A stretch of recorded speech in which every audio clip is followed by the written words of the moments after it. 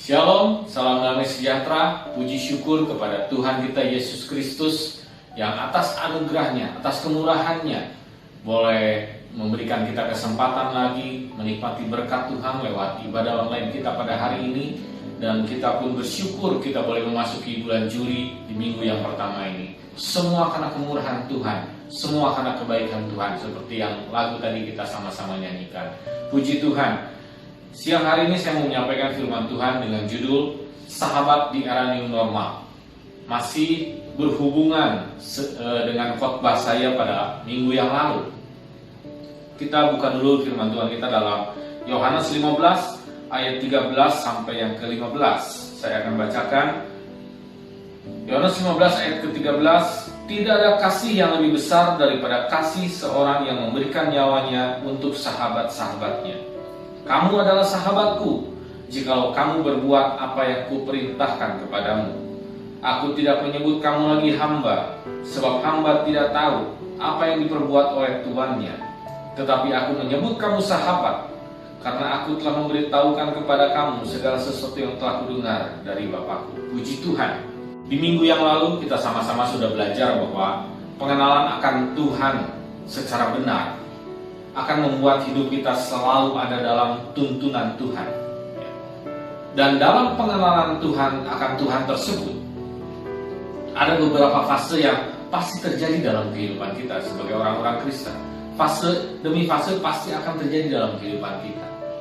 Fase yang pertama yang mau saya sampaikan di sini adalah disebut dengan fase perkenalan. Di fase ini kita mulai tahu apa dan siapa Tuhan yang namanya Yesus itu. Apa itu agama Kristen? Biasanya ini terjadi karena kita lahir dari keluarga Kristen atau disebut dengan Kristen keturunan, Kristen warisan. Orang tua ke Kristen, maka anak-anaknya juga menjadi orang-orang Kristen. Atau bisa juga karena faktor lingkungan. Kita tinggal dalam lingkungan yang semuanya mengenal Kristen, sehingga akhirnya kita pun mengenal Kristen. Atau karena pasangan hidup kita beragama Kristen, sehingga akhirnya kita menikah dan memilih memasuki agama Kristen. Tapi kalau hanya sampai di sini, ini akan disebut seperti minggu lalu saya bilang bahwa ini orang hanya sekedar tahu Tuhan, tahu tentang Tuhan. Nggak ada yang salah dengan fase ini, karena memang semua ini harus kita alami pada awalnya. Bagaimana kita bisa tahu tentang Tuhan. Tapi yang dipastikan dalam fase ini adalah ini hanya fase perkenalan, artinya tidak sampai di sini. Ada fase lanjutan yang harus terjadi. Sebuah riset menyatakan bahwa 70% remaja di Amerika, ini risetnya di Amerika, setelah mereka meninggalkan orang tuanya untuk melanjutkan pendidikan, terpisah dari orang tuanya, 70%-nya tidak ke gereja. Artinya di sini menggambarkan bahwa mereka hanya sekedar tahu Kristen, menjadi Kristen keturunan saja, tapi tidak berlanjut ke fase yang selanjutnya. Padahal ini hanya fase perkenalan, harus berlanjut ke fase yang kedua, yaitu disebut dengan fase perjumpaan pribadi. Di fase ini kita mengalami perjumpaan pribadi dengan Tuhan, sehingga bukan hanya di tahap perkenalan saja atau tahu tentang Tuhan saja, tapi ada sebuah pengalaman pribadi bersama Tuhan. Ada sebuah perjumpaan secara pribadi dengan Tuhan. Ini bisa terjadi, banyak orang mengalami misalnya di sebuah retreat, di sebuah KKR, ada altar call memanggil, lalu tergerak, hatinya tergerak, sehingga dia maju ke depan dan menyatakan bahwa dia akan sungguh-sungguh mencintai Tuhan, menerima Tuhan Yesus Kristus sebagai Tuhan dan Juru Selamatnya. Juga bisa terjadi di dalam kamar ketika kita berdoa misalnya. Ada suatu perjumpaan yang sangat indah yang belum pernah kita alami dalam perjalanan sepanjang menjadi orang Kristen. Itulah perjumpaan pribadi, itulah pengalaman pribadi dengan Tuhan. Atau dalam seperti ibadah biasa juga bisa terjadi. Dan di fase perjumpaan pribadi ini, kita akan semakin meyakini bahwa Tuhan itu ada.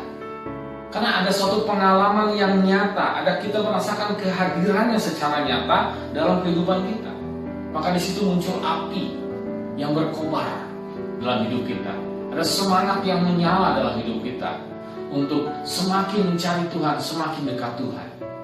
Maka kita akan masuk dalam fase yang ketiga, yaitu fase pendekatan. Kita bisa saja mengalami perjumpaan pribadi dengan Tuhan, tapi jika tidak dilanjutkan dengan fase pendekatan, itu menjadi hal yang pada akhirnya menjadi sia-sia. Ilustrasinya seperti ini.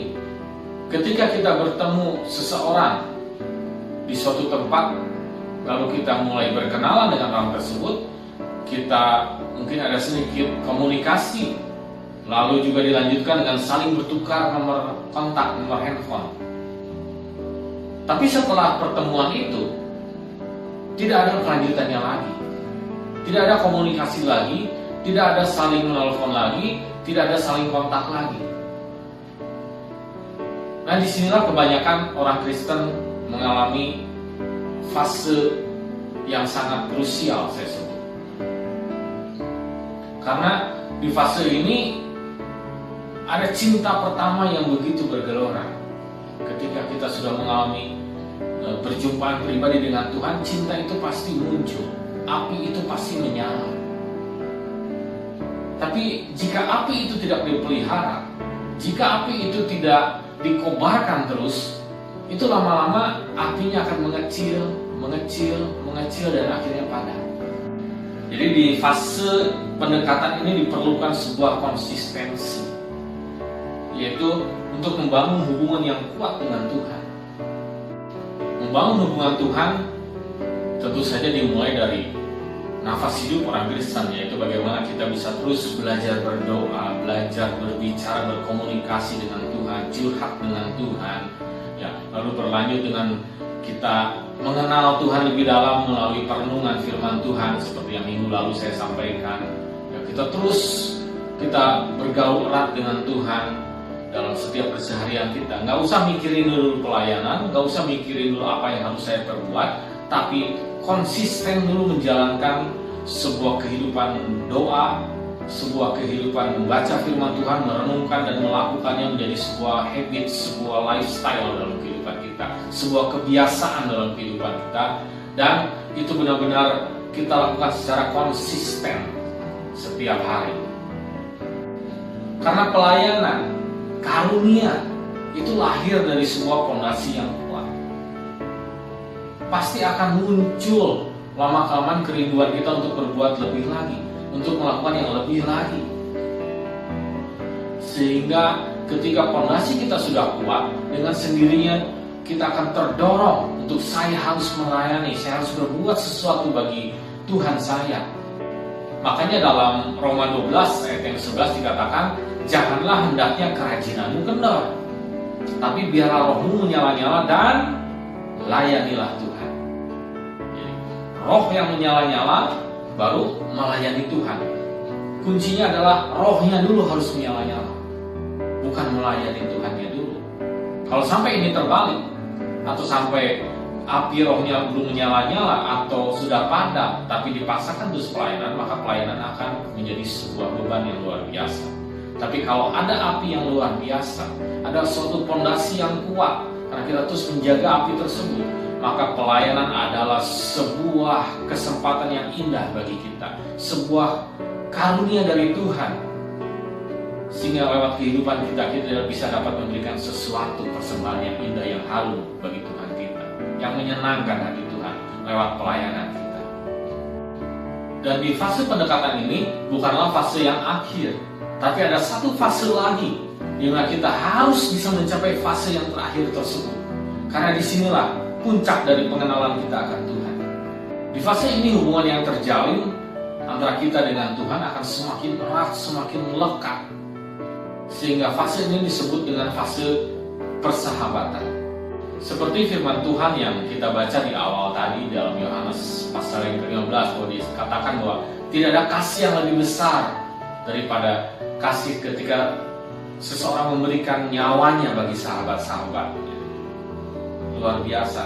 Bahkan di situ dikatakan bahwa aku tidak menyebut kamu lagi hamba, sebab hamba tidak tahu apa yang berbuat tuannya, tapi aku menyebut kamu sahabat. Karena aku telah memberitahukan kepada kamu segala sesuatu yang telah kudengar dari Bapa. Kita disebut sahabatnya Allah. Walaupun secara hukumnya kita itu sebetulnya hamba di hadapan Tuhan. Karena kita orang tebusan. Yesus menebus kita daripada maut. Sehingga kita menjadi budaknya Yesus, menjadi hambanya Kristus. Tapi karena kasih karunia-Nya, oleh anugerah-Nya yang besar, Dia menaikkan status kita menjadi sahabat Allah. Tapi mungkin saudara bertanya, Pak, ada di bagian lain yang menggambarkan bahwa bukankah Tuhan kita itu sebagai Bapa kita? Betul. Ketika kita bicara tentang sebuah pelayanan, kita harus memposisikan diri kita sebagai hamba Kristus. Dan Tuhan kita adalah Yesus Kristus. Ketika kita bicara tentang tuntunan hidup, kita harus memposisikan diri kita sebagai dombanya Allah. Dan Tuhan sebagai gembala kita. Ketika kita berbicara tentang kasih, maka kita harus memposisikan diri sebagai anak. Dan Yesus Kristus sebagai Bapa, sebagai juru selamat kita. Tapi jangan lupa, kita juga adalah sahabat Allah. Dan sebagai seorang sahabat, bayangkan jika saudara punya sahabat, mungkin sahabat itu nggak banyak, hanya 2 atau 3 orang yang betul-betul sahabat, sohib kental kita, sahabat baik kita. Tapi ada sebuah hubungan yang sangat indah yang terjalin. Dan saya mencatat di sini ada 2 hal yang umumnya terjadi ketika ada sebuah persahabatan yang terjalin sedemikian baik. Yaitu yang pertama, tidak ada rahasia-rahasiaan dalam sebuah persahabatan. Ada keterbukaan. Dalam firman Tuhan dicatat bahwa ada seorang yang disebut sebagai sahabatnya Tuhan, sahabatnya Allah. Kita buka dalam Yakobus 2 ayat 23.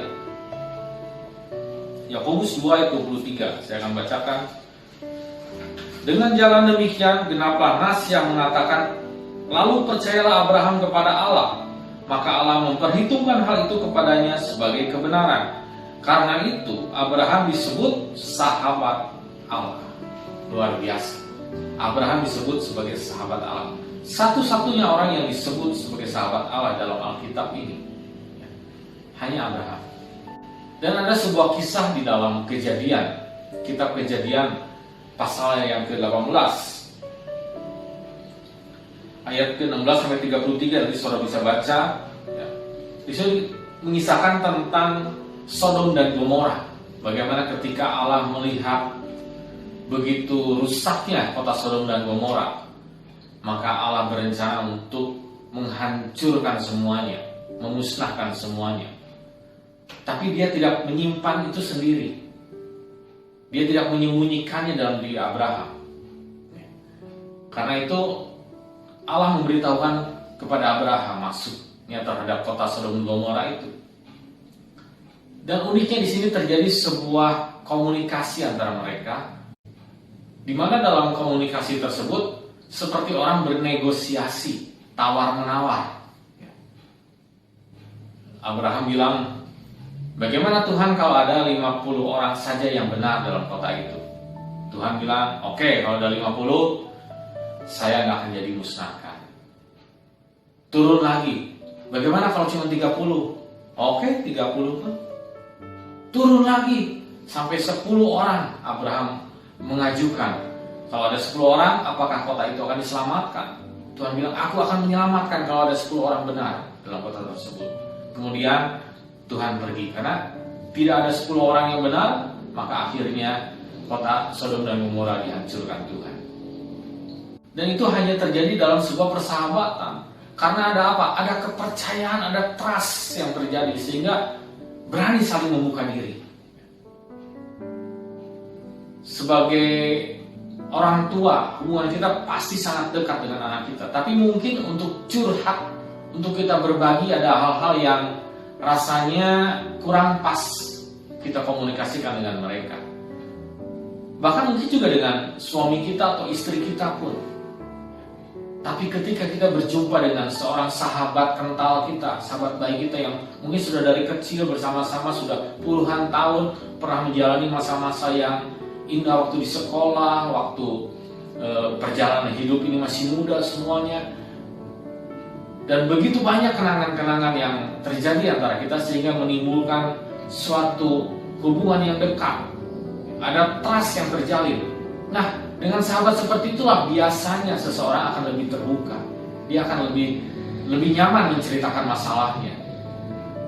Karena ada trust yang terjalin. Dan inilah yang harus terjadi dalam fase persahabatan antara kita dengan Tuhan. Lalu di poin yang kedua, akan muncul dari sebuah persahabatan itu, yaitu rasa kebersamaan. Rasa saling peduli, saling memperhatikan satu sama lain. Baik itu di saat yang baik ataupun di saat yang kurang baik, tetap akan ada saling kebersamaan.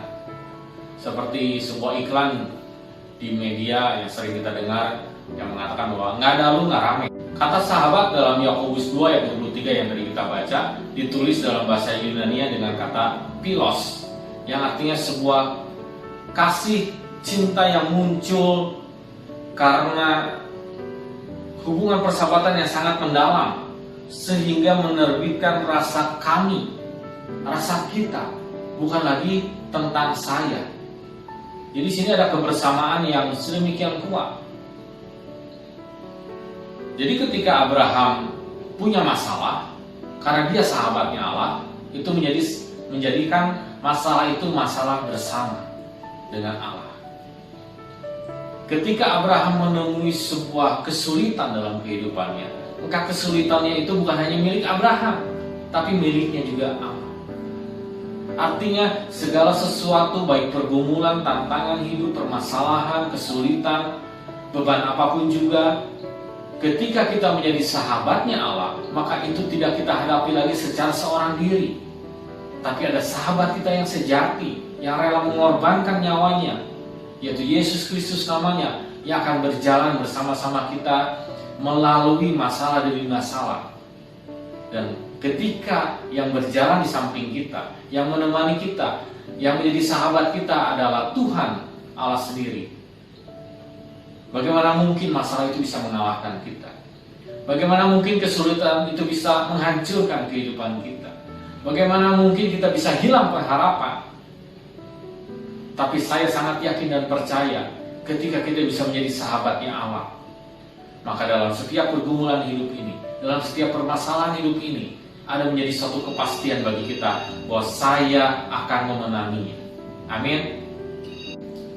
Jadi mari kita simpulkan firman Tuhan yang sederhana pada siang hari ini, bahwa dalam perjalanan kekristenan kita ada 4 fase dalam kehidupan kekristenan kita. Yaitu fase yang pertama adalah fase perkenalan, di mana kita mulai tahu tentang Tuhan. Tapi ingat, lanjutkan ke fase yang kedua, yaitu harus ada perjumpaan pribadi, pengalaman pribadi dengan Tuhan. Lalu ketika api itu mulai muncul, ada semangat yang menyala-nyala, kita harus terus memaintensinya, memeliharanya, merawatnya, dan kita terus semakin dekat sehingga kita masuk dalam fase yang ketiga, yaitu fase pendekatan. Kita semakin lekat, sehingga akan menimbulkan suatu gaya hidup yang baru, cara pandang hidup yang baru. Dan kita akan punya roh yang menyala-nyala, sehingga akan timbul sebuah pelayanan. Kita boleh melayani Tuhan sesuai dengan karunia yang Tuhan berikan dalam kehidupan kita. Dan ketika itu terus terjadi, terus terjalin dengan baik, maka kita akan sampai pada fase yang keempat, yaitu fase yang terakhir. Bagaimana kita bisa menjadi sahabatnya Allah. Di sini anugerah yang luar biasa besar. Bagaimana Bapa kita yang besar, bagaimana Tuhan kita pencipta langit dan bumi, yang mau jadi sahabat kita, bahkan Dia rela menyerahkan nyawanya bagi kita. Dan di fase persahabatan inilah akan membuat sebuah kehidupan yang tidak ada lagi rasa bimbang, tidak ada lagi ketakutan, kekhawatiran dalam menjalani permasalahan dalam kehidupan ini. Mungkin benar memang wabah ini masih terjadi, mungkin benar memang kesulitan itu tetap ada, memang mungkin ada masalah-masalah di depan yang harus kita lewati. Tapi satu hal yang membuat saudara dan saya tetap melangkah dengan pasti, ketika kita tahu siapa yang ada di samping kita, siapa yang berjalan bersama kita, yaitu sahabat kita yang sejati, yang tidak pernah meninggalkan kita, yaitu Yesus Kristus namanya. Haleluya, puji Tuhan. Mari jemaat Tuhan, saya undang bagi berdiri. Sebentar kita akan memasuki prosesi perjamuan kudus, di mana kita boleh menikmati tubuh dan darah Kristus. Kita memperingati kematian Kristus yang rela memberikan nyawanya bagi kita sahabat-sahabatnya. Haleluya. Mari persiapkan hati pikiran kita. Oh, haleluya Yesus.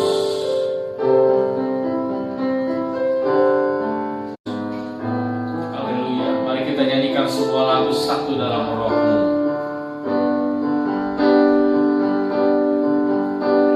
Satu dalam Roh-Mu, satu dalam firman-Mu, satu dalam kasih-Mu, kasih Tuhan, tubuh dan darah-Mu yang menyatukan aku dengan Tuhan di surga, Yesus Kristus.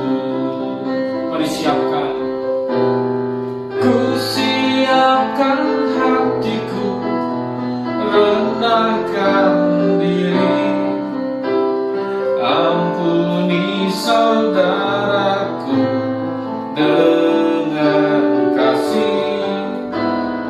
Perjamuan kudus-Mu, satukan aku dengan Tuhan di surga, Yesus Kristus. Haleluya. Haleluya.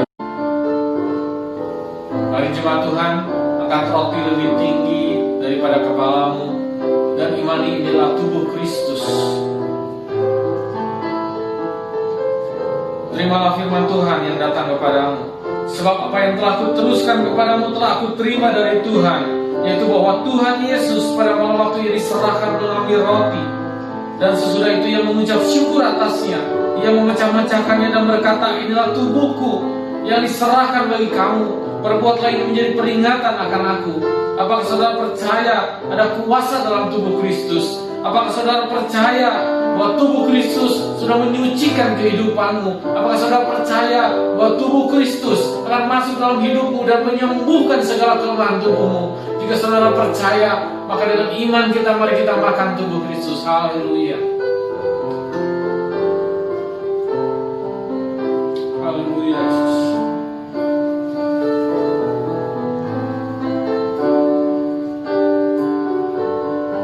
Mari kita angkat cawan berisi darah Kristus lebih tinggi dari kepala kita. Dan terimalah firman Tuhan. Demikianlah juga yang mengambil cawan sesudah makan lalu berkata, cawan ini adalah perjanjian baru yang dimeteraikan oleh darahku.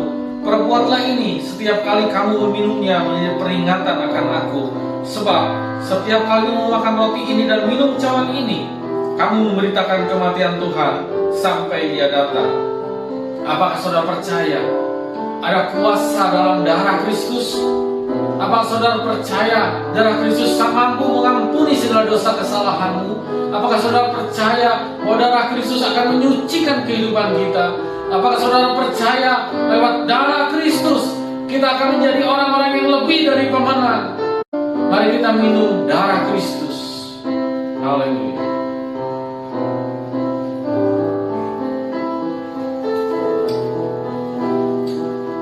Haleluya Yesus. Haleluya. Ucapkan syukur kepada Tuhan. Mari kita satukan hati dalam doa kita. Bapa yang kami sembah dalam nama Tuhan Yesus Kristus, sungguh kami sangat mengucap syukur. Kami berterima kasih Tuhan atas ibadah yang boleh kami lalui ini ya Tuhan. Biar apa yang sudah disampaikan melalui firman-Mu ya Tuhan boleh tetap tinggal dalam kehidupan kami Tuhan. Kami mau belajar terus Tuhan. Kami mau terus dekat dengan Engkau Tuhan, sampai kami Tuhan layak disebut sebagai sahabatnya Allah ya Tuhan, sahabatnya Engkau Yesus. Terima kasih Tuhan. Dan kami percaya Tuhan, ketika kami menjalani kehidupan ini ya Tuhan, karena ada Engkau sebagai sahabat sejati kami ya Tuhan, kami tidak perlu takut lagi Kami tidak perlu khawatir lagi ya Tuhan. Dalam setiap permasalahan hidup kami boleh melaluinya bersama-Mu ya Tuhan. Terima kasih Yesus, terima kasih Tuhan. Memberkati semua jemaat Tuhan yang sudah mengikuti ibadah ini ya Tuhan. Biarlah Engkau juga Tuhan memberkati mereka dalam usaha mereka, dalam pekerjaan mereka, dalam setiap kegiatan aktivitas mereka. Yang masih bersekolah juga Engkau berkati ya Tuhan. Dan kami yakin percaya Tuhan, penyertaan-Mu sempurna dalam setiap keluarga kami ya Tuhan. Biarlah Engkau nyatakan kuasa-Mu ya Tuhan. Engkau nyatakan pemulihan yang daripada-Mu Tuhan. Sehingga mungkin ada dari jemaat kami yang sedang dalam kesulitan, Engkau mau berikan mereka jalan keluar ya Tuhan. Sedang dalam masalah Tuhan, memberikan mereka suatu kesegaran Tuhan, suatu kekuatan yang daripada-Mu ya Tuhan. Dan sedang dalam menghadapi kelemahan tubuh, sakit, penyakit, biarlah tubuh dan darah-Mu yang sudah kami minum boleh menyembuhkan, memulihkan dengan sempurna ya Tuhan. Terima kasih ya Tuhan, terima kasih Tuhan. Mari jemaat Tuhan, angkat kedua tangan-Mu yang mau terima berkat, katakan amin untuk setiap perkataan berkat yang kau terima. Diberkatilah usaha-Mu, diberkatilah pekerjaan-Mu, diberkatilah keluarga-Mu, diberkatilah pendidikan-Mu, diberkatilah seluruh aktivitas-Mu. Karena itu hiduplah dan berjalanlah dalam kasih anugerah Allah Bapa, dalam kasih sayang Yesus Kristus, dalam persekutuannya dengan Roh Kudus yang akan menyertai dan memberkati kita mulai saat ini sampai Yesus Kristus datang kedua kembali. Haleluya, haleluya. Semua yang percaya bersama kita katakan amin. Puji Tuhan. Selamat hari Minggu. Tuhan Yesus memberkati.